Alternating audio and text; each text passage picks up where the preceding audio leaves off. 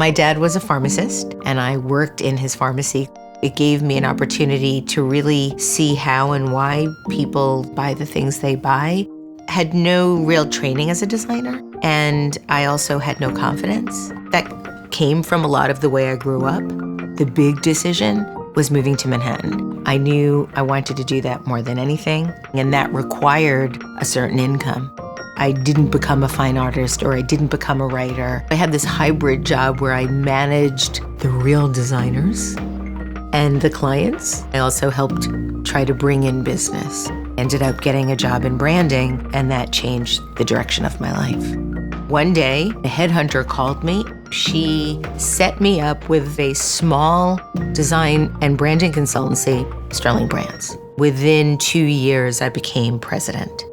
Because of the projects that I was bringing in, we added new staff and grew the company into one of the world's largest brand consultancies. I have a good eye. I'm a good manager. I can tell you what's good, but not always make it myself. We had double-digit growth for nearly 20 years. The redesign of the Burger King identity, 7-Up, Tropicana, Hershey's, Twizzlers. If you go into a supermarket, 20 to 25% will be something I've touched.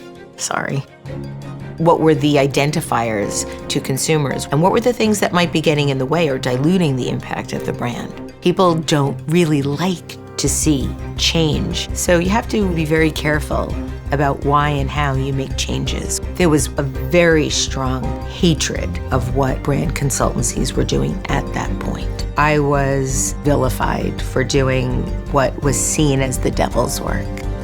I started to remember that there was this creative person and my creative soul was dying. My vision for Design Matters was a talk show about design, very inside baseball. It was an internet radio show that became a podcast when the word podcast came forth. I interviewed my friends of my friends, and then a few more famous designers in the mix to understand really how it's done. How do you go about making things? How do you go about creating a remarkable life?